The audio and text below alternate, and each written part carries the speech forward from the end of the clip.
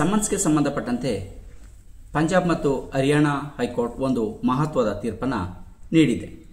ಈ ಒಂದು ತೀರ್ಪಿನ ಅನ್ವಯ ವಾಟ್ಸಪ್, ಇಮೇಲ್ ಮತ್ತು ಇನ್ಸ್ಟಾಗ್ರಾಮ್ ಅಂದರೆ ಕಾಂಟ್ಯಾಕ್ಟ್ನಲ್ಲೇ ಇರುವಂಥ ಒಂದು ಸಫಿಸಿಯೆಂಟ್ ಸರ್ವಿಸ್ ಮೋಡ್ ಏನಿರ್ತದೆ ಅದರ ಮೂಲಕ ಸಮನ್ಸನ್ನು ಸರ್ವನ್ನು ಮಾಡ್ಬೋದು ಅಂತೇಳಿ ತನ್ನ ಒಂದು ಮಹತ್ವದ ತೀರ್ಪನ್ನು ನೀಡಿದೆ. ಈ ಒಂದು ತೀರ್ಪಿಗೆ ಅನ್ವಯ ಆಗುವಂತೆ ಕೋವಿಡ್-19 ಪ್ಯಾಂಡಮಿಕ್ ಪೀರಿಯಡಲ್ಲಿ ಸುಮೋಟೋ ಒಂದು ಪ್ರಕರಣವನ್ನು ಕೂಡ ದಾಖಲು ಮಾಡಿಕೊಂಡು ಸುಪ್ರೀಂ ಕೋರ್ಟ್ ಒಂದು ಮಹತ್ವದ ಆದೇಶವನ್ನು ಕೂಡ ಅದರಲ್ಲೂ ನೀಡಿದೆ. ಸೊ ಈ ಎರಡು ಪ್ರಕರಣಗಳ ಅಂಶಗಳನ್ನು ನೋಡೋದಕ್ಕಿಂತ ಮೊದಲು ನೀವಿನ್ನೂ ನಮ್ಮ ಚಾನಲ್ಗೆ ಸಬ್ಸ್ಕ್ರೈಬ್ ಆಗಿಲ್ಲ ಅಂದರೆ ಸಬ್ಸ್ಕ್ರೈಬ್ ಆಗಿ, ಹಾಗೆ ಬೆಲ್ ಬಟನ್ ಪ್ರೆಸ್ ಮಾಡಿ. ಕಾನೂನಿನ ಅರಿವಿನ ಎಲ್ಲ ವಿಡಿಯೋಗಳು ನಿಮಗೆ ಮೊದಲು ತಲುಪುತ್ತೆ.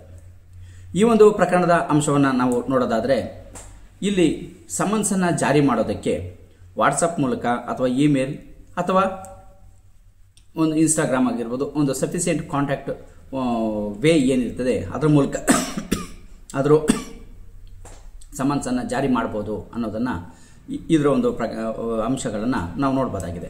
ಸೊ ಈ ಒಂದು ಪ್ರಕರಣಕ್ಕೆ ಸಂಬಂಧಪಟ್ಟಂತೆ ಪಂಜಾಬ್ ಮತ್ತು ಹರಿಯಾಣ ಹೈಕೋರ್ಟ್ ಏನಿದೆ ಅದು ಒಂದು ಮಹತ್ವದ ತೀರ್ಪನ್ನು Seema Bhatnagar versus Aroop Sharma and other ಈ ಒಂದು ಪ್ರಕರಣದಲ್ಲಿ ನೀಡಿದೆ. ಈ ಒಂದು ಪ್ರಕರಣದ ನೇಮನ್ನು ಕೂಡ ನಾನು ಲಿಂಕಲ್ಲಿ ಕೊಟ್ಟಿರ್ತೇನೆ. ಸೊ ಆದರೆ ಈ ಒಂದು ಪ್ರಕರಣದ ಪೂರ್ತಿ ಡೀಟೇಲ್ಸನ್ನು ನೋಡಲಿಕ್ಕೆ ಪಬ್ಲಿಕ್ಗೆ ಸಿಗೋಲ್ಲ. ಏನಕ್ಕೆ ಅಂದರೆ ಈ ಒಂದು ಪ್ರಕರಣ ಸೀಮಾ ಭಟ್ನಾಗರ್ ಏನು ಈ ಪ್ರಕರಣ ಇದೆ ಇದು ಒಂದು ರಿಸ್ಟ್ರಿಕ್ಟೆಡ್ ಪ್ರಕರಣ ಆಗಿರೋದ್ರಿಂದ, ಒಂದು ಫ್ಯಾಮಿಲಿಗೆ ಸಂಬಂಧಪಟ್ಟ ಒಂದು ರಿಸ್ಟ್ರಿಕ್ಟೆಡ್ ಪ್ರಕರಣ ಆಗಿರೋದ್ರಿಂದ ಈ ಒಂದು ಪ್ರಕರಣದ ಪೂರ್ತಿ ಡೀಟೇಲ್ಸ್ ಸಿಗೋದಿಲ್ಲ. ಅದು ಪರ್ಸನಲ್ ಆಗಿ ಅದನ್ನು ಅಪ್ಲೈ ಮಾಡಿ ಕಾಪಿಯನ್ನು ಇಷ್ಟಪಡುವಂಥವ್ರು ತಗೋಬೇಕಾಗಿರುತ್ತೆ. ಸೊ ಹಾಗಾಗಿ ಇದು ಪಬ್ಲಿಕ್ ಆಗಿ ಈ ಒಂದು ಪ್ರಕರಣದ ಡೀಟೇಲ್ಸು ಸಿಗೋದಿಲ್ಲ. ಆದರೆ ಇದು ಒಂದು ಸೈಟೇಷನ್ಸ್ ಆಗಿ ಮಹತ್ವದ ಅಂಶವನ್ನು ಪಡ್ಕೊಂಡಿದೆ. ಸೊ ಹಾಗೆಯೇ ಇದೇ ರೀತಿಯ ಮತ್ತೊಂದು ಅಂಶವನ್ನು ಒಳಗೊಂಡಂಥ ಸುಮೋಟೋ ಪ್ರಕರಣ ಸುಪ್ರೀಂ ಕೋರ್ಟ್ ಕೋವಿಡ್-19 ಪ್ಯಾಂಡಮಿಕ್ ಪ್ರಕರಣ ಸಂದರ್ಭದಲ್ಲಿ ಮಾಡಿಕೊಂಡಿದೆ. ಸೊ ಇದು suo motu versus cognizance for extension of limitation ಅನ್ನು ಎಕ್ಸ್ಟೆಂಡ್ ಮಾಡೋದಕ್ಕೆ, ಮತ್ತು ಇದರಲ್ಲೂ ಕೂಡ ಸಮನ್ಸನ್ನು ಸರಿಯಾಗಿ ಅಂದರೆ ಅಟ್ ದ ಟೈಮ್ಗೆ ಹೋಗಿ ಅದು ಸರ್ವ್ ಮಾಡೋಕ್ಕಾಗಲಿಲ್ಲ ಅಂದರೆ ವಾಟ್ಸಪ್ ಮೂಲಕ ಆಗಿರ್ಬೋದು, ಇಮೇಲ್ ಮೂಲಕ ಆಗಿರ್ಬೋದು, ಅಥವಾ ಇನ್ನಿತರ ಇನ್ಸ್ಟಾಗ್ರಾಮ್ ಮೂಲಕ ಆಗಿರ್ಬೋದು ಸಮನ್ಸನ್ನು ಜಾರಿ ಮಾಡ್ಬೋದು ಅನ್ನೋದನ್ನು ಹೇಳಿದೆ.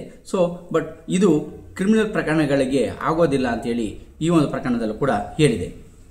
ಕ್ರಿಮಿನಲ್ ಪ್ರಕರಣದಲ್ಲಿ ಖುದ್ದಾಗಿ ಜಾರಿಯನ್ನು ಮಾಡಬೇಕಾಗುತ್ತೆ. ಸೊ ಹಾಗಾಗಿ ಈ ಒಂದು ಎರಡು ಪ್ರಕರಣಗಳ ಲಿಂಕನ್ನು ನೇಮನ್ನು ಕೂಡ ನಾನು ಡಿಸ್ಕ್ರಿಪ್ಷನ್ ಬಾಕ್ಸಲ್ಲಿ ಕೊಟ್ಟಿರ್ತೇನೆ. ಸೊ ಆದರೆ ಇದರ ಒಂದು ಅಂದರೆ ಸೀಮಾ ಭಟ್ನಾಗರ್ ಈ ಪ್ರಕರಣ ಏನಿದೆ ಇದರ ಒಂದು ಕಾಪಿ ಸಿಗೋದಿಲ್ಲ ಅನ್ನೋದು ಕಂಡು ಬಂದಿದೆ. ಸೊ ಹಾಗಾಗಿ ಅದು ಬೇಕು ಅಂತಂದರೆ ಪಂಜಾಬ್ ಮತ್ತು ಹರಿಯಾಣ ಹೈಕೋರ್ಟ್ಗೆ ಪರ್ಸನಲ್ ಆಗಿ ಕಾಪಿಗೆ ಅಪ್ಲೈಯನ್ನು ಮಾಡಿ ಅಲ್ಲಿಂದ ಪಡ್ಕೋಬೋದಾಗಿರುತ್ತೆ. ಸೊ ಬೇಕಾದ್ರೆ ಅದರ ಒಂದು ಕೇಸ್ ನಂಬರನ್ನು ಕೂಡ ನಾನು ಕೆಲವರು ಇದು ಸಿಗೋದಿಲ್ವಾ ಅಂತೇಳಿ ಬಹಳಷ್ಟು ಜನ ಕೇಳ್ತಾ ಇರ್ತಾರೆ. ಸೊ ಅದರ ಕೇಸ್ ನಂಬರನ್ನು ಕೂಡ ನಾನು ಟ್ರೇಸ್ ಔಟ್ ಮಾಡಿದ್ದೇನೆ. ಕೇಸ್ ನಂಬರು ಮತ್ತು ಅದರ ನೇಮನ್ನು ಕೂಡ ಕೊಡ್ತೇನೆ. ಹಾಗೆ ಸುಮೋಟೋ ಪ್ರಕರಣದ ಕೇಸ್ ನಂಬರನ್ನು ಕೂಡ ನಾನು ಡಿಸ್ಕ್ರಿಪ್ಷನ್ ಬಾಕ್ಸಲ್ಲಿ ಕೊಟ್ಟಿರ್ತೇನೆ. ಅದರ ಮೇಲೆ ಕ್ಲಿಕ್ ಮಾಡಿ ಆ ಒಂದು ಪೂರ್ತಿ ಅಂಶವನ್ನು ಕೂಡ ನೀವು ನೋಡ್ಬೋದಾಗಿರುತ್ತೆ.